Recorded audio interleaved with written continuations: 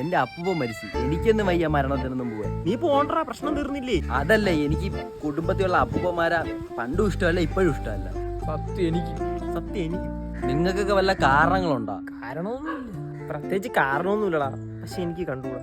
എനിക്ക് കാരണങ്ങളുണ്ട്. ഞാൻ ഇങ്ങനെ നിൽക്കാനുള്ളതേ അല്ല. എങ്കിൽ പിന്നെ നീ ഇവിടെ നീരി.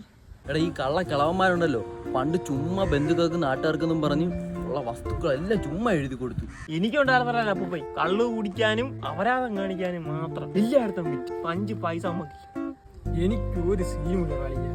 അപ്പനും അപ്പൂപ്പനെയൊക്കെ ഒരു കുറെ ഉണ്ടാക്കി വീട്ടിൽ ഇട്ടിട്ടുണ്ട്. അതുകൊണ്ട് ഇങ്ങനെ കിടക്കാം. പാണ്ടിക്കരിമ്പാറ ഫാമിലി. ഇവനൊക്കെ എന്തിനു പേടിക്കണം? എന്തെങ്കിലും കുറ്റം പറയാം. ഉളുപ്പുണ്ടാടാ കണ്ടവന്മാരുണ്ടാക്കിയിടുന്നതിനാ. ഇവന്റെ കൂടെ പിടിക്കാം. സ്വന്തമായിട്ട് അധ്വാനിച്ചുണ്ടാക്കണം, അതാണ് ആണത്വം. എടാ, ഒരു സാമാന്യമായ മര്യാദ വേണം. കണ്ടവന്മാരെ ഓസി തിന്ന് നാണില്ലടാ. നമ്മുടെ നാട്ടിൽ ഇതിനെ ഡാഷ് തിന്നെന്ന് പറയും. ഡാഷ് നാണില്ലടാ നിനക്ക്. സ്വന്തമായിട്ട് ഉണ്ടാക്കി തിന്നാൻ പഠിയടാ. ഞാൻ സത്യം പറയട്ടെ, എന്റെ വസ്തു മൊത്തം ഗ്യാസായിട്ട് കിടക്കുകയാണ് അച്ഛൻ്റെ ഒക്കെ. എന്തായാലും ഒരു 100 വർഷം എടുക്കും മൊത്തം ഒതുങ്ങി തീർത്തെടുക്കുക. ഇപ്പോഴാണ് ഒരു ആശ്വാസം വീണത്. ഇവനൊന്നും ഒരിക്കലും രക്ഷപ്പെടില്ല. ആ കേസൊന്നും ജമ്മത്ത് തീരല്ലേ ഈശ്വര. അപ്പോഴാണ് നീ മനുഷ്യനായത്.